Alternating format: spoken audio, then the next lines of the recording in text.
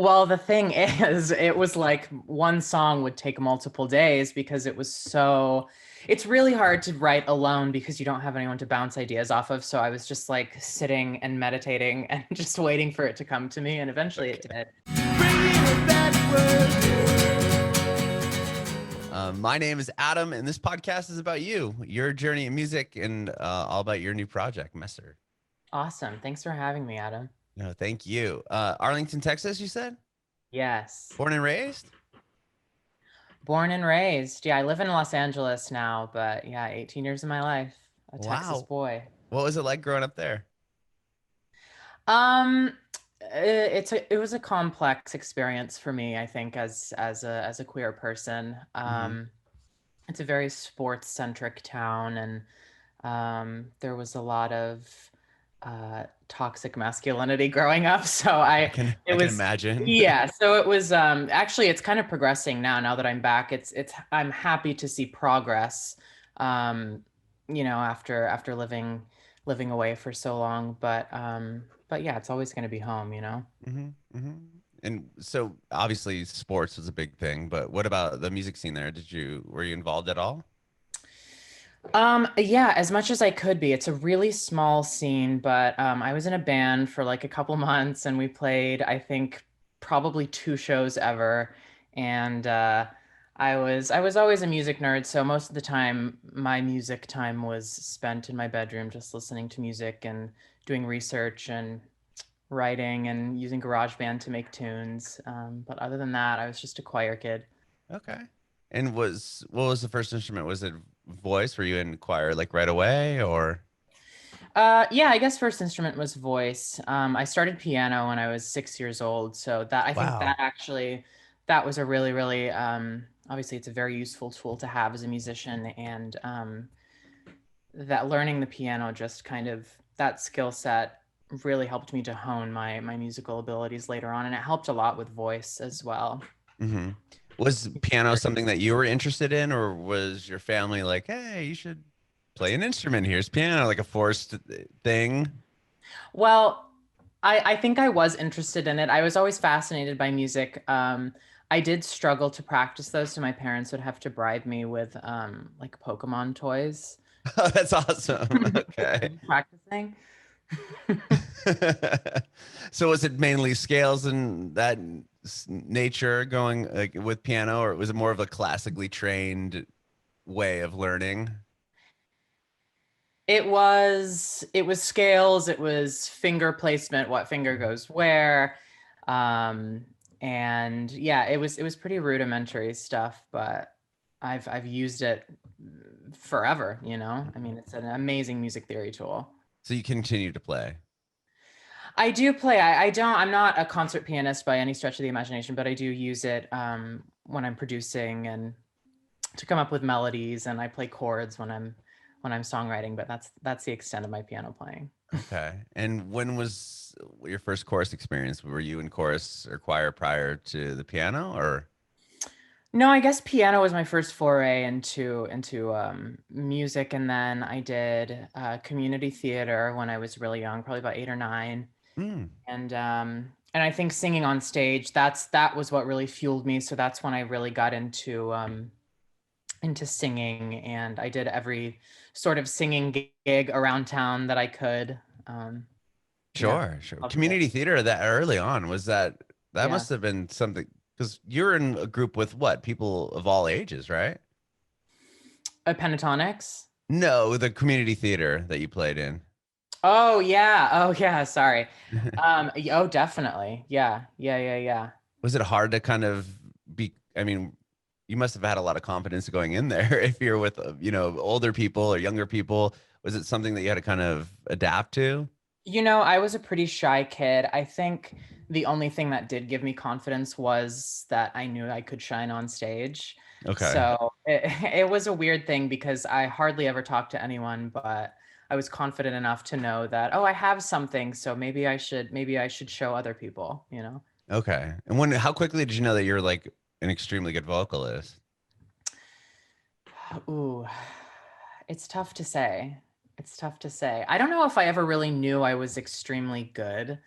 I just had my parents and people around me telling me that I had a good voice, but that only carried me so far, because I think what I was really missing was that belief, because my voice is the self-belief, I should say, because my Hmm. voice is it's strange, and my interests were strange, and the musicians I grew up on were strange. So I never really got sort of the approval I was looking for from everyone else, saying like, oh, I can see what you're trying to do with your singing voice, and I get it and I like it. Do you know what I mean?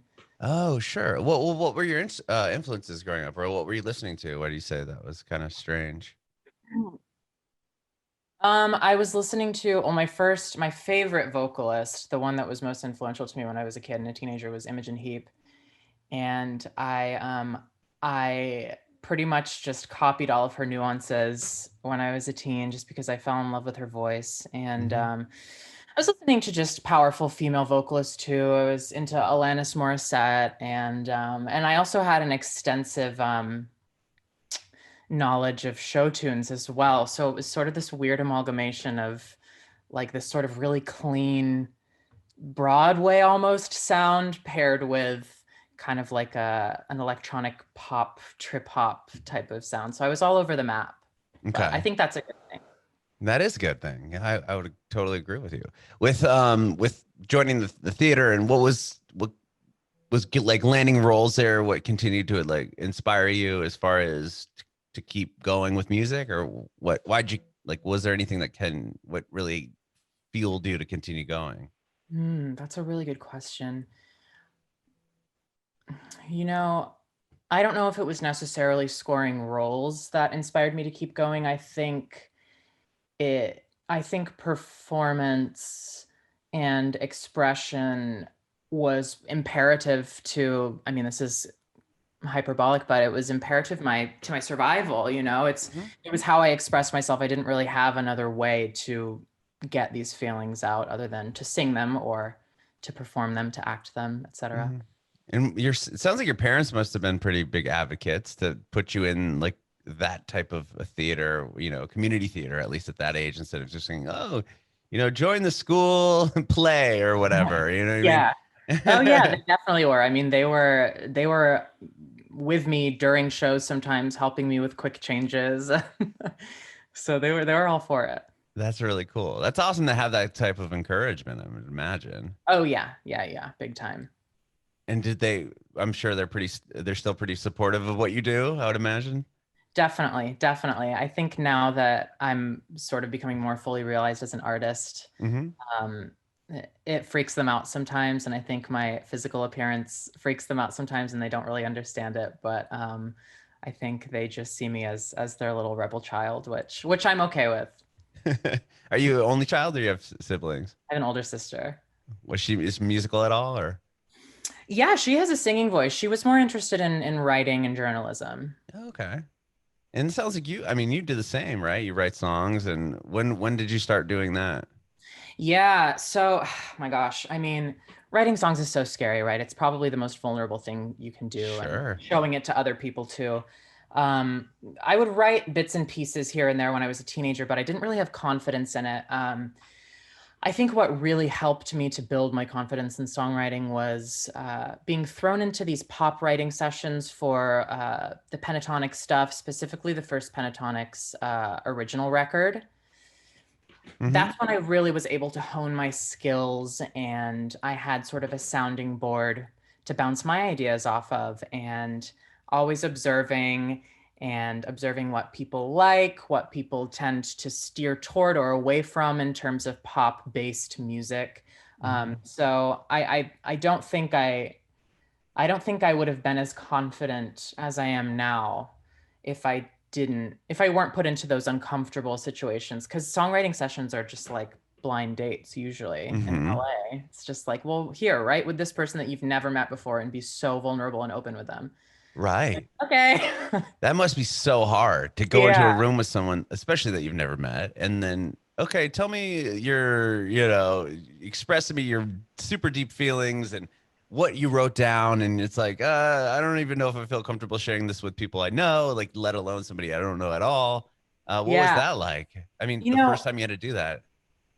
It was extremely scary. It was scary. But what I've learned over the years is that people 9 times out of 10, especially creative people that just have so many feelings, Mm-hmm. um, they all they really want is somebody to listen to their feelings and to come from a place of understanding, um, and they want to talk about emotions and intense feelings together, because I think it's cathartic for the people in the session. And that's that's really how you get good art, is when you're honest with yourself and you're honest with your collaborators. And sometimes honesty can be brutal, and you can end up hurting people's feelings. But it's songwriting sessions are intense experiences because you have to be so open to hearing no multiple times. You have to be strong enough to tell people, no, what about this? You know what I mean? It's it's a very interesting people study for sure. Mm-hmm. Was there a time, do you remember the time that you came out of a session and were like, we nailed this. This is like a home run. Like the first time that you came out and just knew that you had something special there. Yeah, I think so. I think so. With this first Messer release, when I was collaborating with my friend Max, Mm-hmm. he is just an insane producer, and I would say probably all of the songs he produced on the EP, I came out of the session just thinking, wow. And I think actually he sent me a demo of, or a mix, I should say, of Machine. And I Mm-hmm. remember just listening to it and crying, because it was such a surreal feeling to have somebody help you to realize what's been inside of you for so long. Mm-hmm. And that was a really profound moment. So I know anytime I cry when I hear a mix, that's probably a good sign. I can imagine. I can imagine. So Messer started what during the pandemic? Like, tell me how the project started. Yeah, at the top of the pandemic. Um, uh, the world was so crazy right before pandemic, and I was nonstop touring, and Mm-hmm. I had been really struggling because I knew I had so much creative energy inside of me and I didn't know how to channel it. And as soon as pandemic started, we had all the time in the world. So I was like, okay, I better take advantage of this downtime and really sit down and figure out how I want to do this. Mm-hmm. Um, so I started to write, and I would write probably for 8 hours a day for a month. Um, and then I took them to a producer to help me finish producing them. I would make these really, really bad demos, but they got the point across. Sure. And yeah, I think it was these songs that have been sitting inside of me for so long that I really needed to release. And in a way, not to be reductive about them, but it almost felt like the templates for the music I'll be releasing later on, if that makes sense. Sure. Yeah, it's kind of a stepping stone to what is to come. Exactly, exactly. And was it different? Did you know for a fact, like when you were writing these songs for Messer, that it was not going to be anything to pitch to Pentatonics? It was like, okay, this is me, this is my project, and I really want to do this on my own. Yeah, definitely, definitely. I mean, the group dynamic of being in a band is just, it's not bad at all. It's actually, Hmm. we have an amazing creative and personal relationship with each other, but And um career, obviously. thank you. Yeah, you have to compromise when Hmm. it comes to being in a group, which is of course expected. But there were things that I needed to do creatively, and creative principles that I needed to see play out, that I sort of hadn't done yet with Pentatonics. And Hmm. that can be sort of an empty feeling when you know you have something to do, but you don't quite know how to get there. Hmm. And that was done by just hunkering down and being like, okay, for 8 hours, I'm going to sit here and write. And was it hard to continue to do that? Or was once you got going, was it pretty fairly easy to sit down and write for 8 hours a day? It was, I think what kept me going was it was just so exciting because I had never done that before. Hmm. It was a really tedious process, and I would just like pace around my house all day trying to think of one line. And but I loved it. And I think I also trained myself to kind of quiet down the negative self-talk that kind of Mm, rears its ugly head mm-hmm. when you start to create something, because it's just coming from you. You don't really have a crutch to rely on. You're doing all of the work, so you have to be confident in it. Mm-hmm. When did you get the validation for? Was it showing it to your friend that ended up helping you produce the record? Was it like, okay, was there like a validating moment there? Because you talked about writing Machine and coming out and knowing that that was a hit or a great song. Yeah. But was that something in the moment when you're writing for 8 hours that you knew that, or did it kind of come together once you linked up with the person that produced the record? I think, yeah, Max definitely helped to validate me, and also my creative partner Austin, Hmm. who is he's I mean, he's the man. He's the one that I go to with my ideas, and he brings a lot of ideas too. He does a lot of the styling, and I know if since he has amazing taste, if he's good with it, if he really likes something, then I'm like, oh, okay, well then it must be good. Okay. You must have had a number of songs, writing that many or writing for that long, I would say. For a whole month, you said 8 hours a day. Was it hard to Yeah. dwindle it down to what made the EP? Well, the thing is, it was like one song would take multiple days because it's really hard to write alone because you don't have anyone to bounce ideas off of. So I was just like sitting and meditating and just waiting for it to come to me. And eventually it Okay. did. So in that regard, I didn't have this amazing well of songs to choose from. I mean, there's 5 songs on the EP. I probably wrote 7. Okay. Gotcha. So it wasn't like a day you were coming out with a song or cranking out a song a day. It was like Oh, you would no. spend time and really dive into the songs that made the record, obviously. Yeah, yeah, because lyrics just take me so long. So were you producing the music as well? Everything throughout those 8 hours?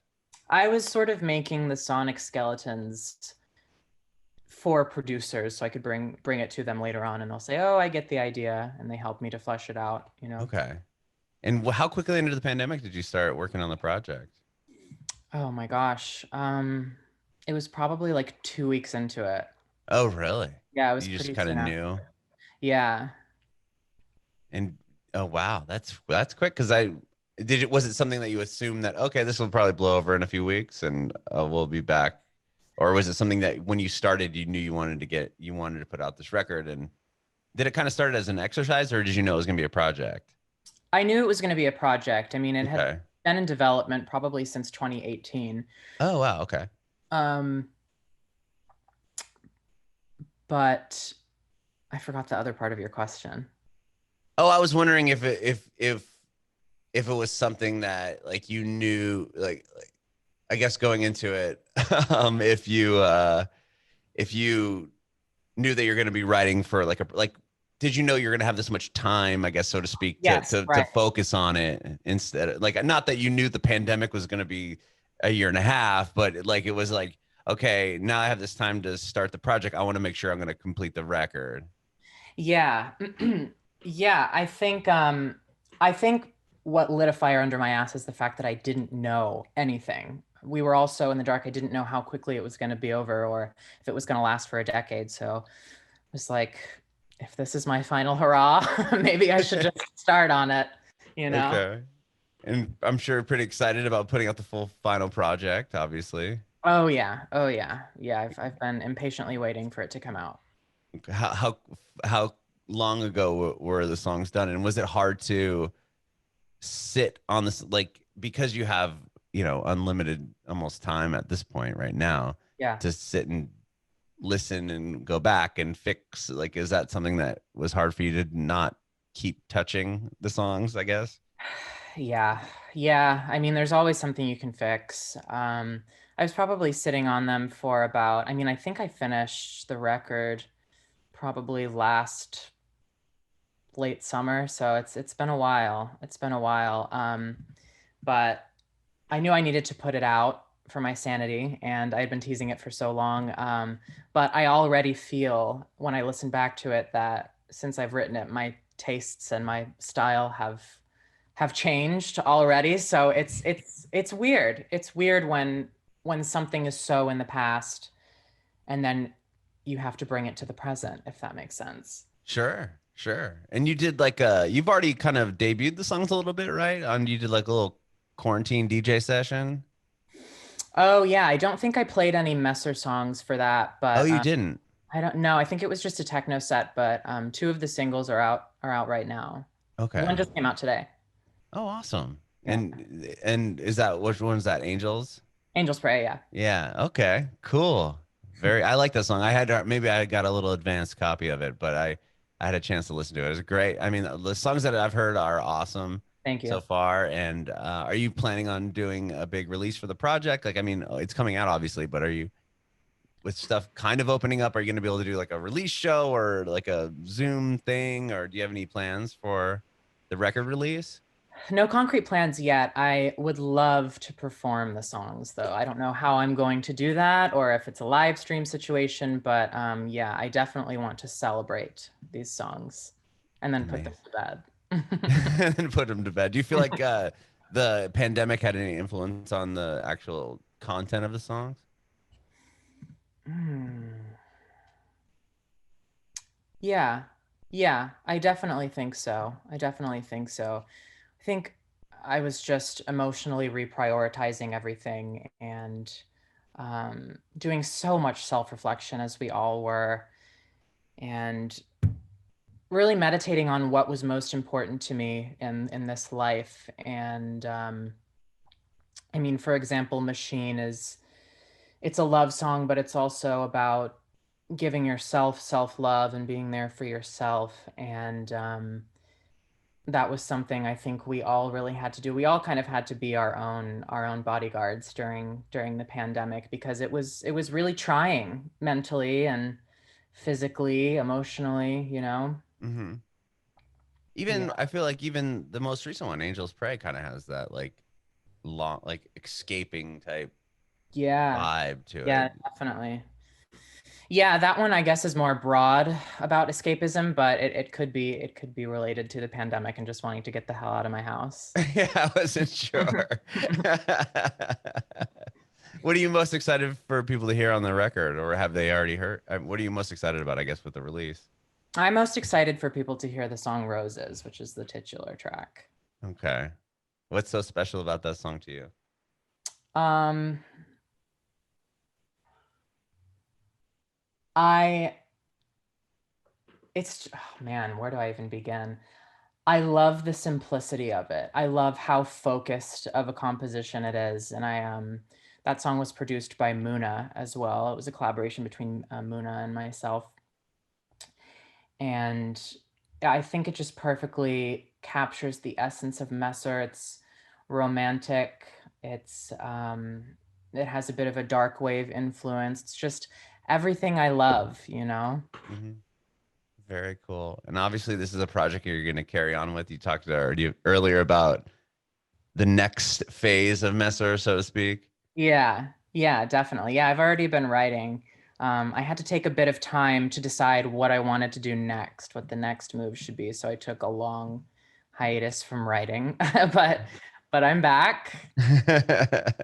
That's exciting, Yeah, and can't wait to you give a chance to release the record and hopefully tour it or play it live or do something. I mean, with stuff opening up a that's the little hope. bit, so that's incredible. Yeah, that's the dream is to perform it. That's awesome. Well, I really appreciate you taking time to chat with me today, Mitch. It's been great. Of course. Thanks for having me. I have one more question for you. I want to know if you have advice to aspiring artists. Hmm.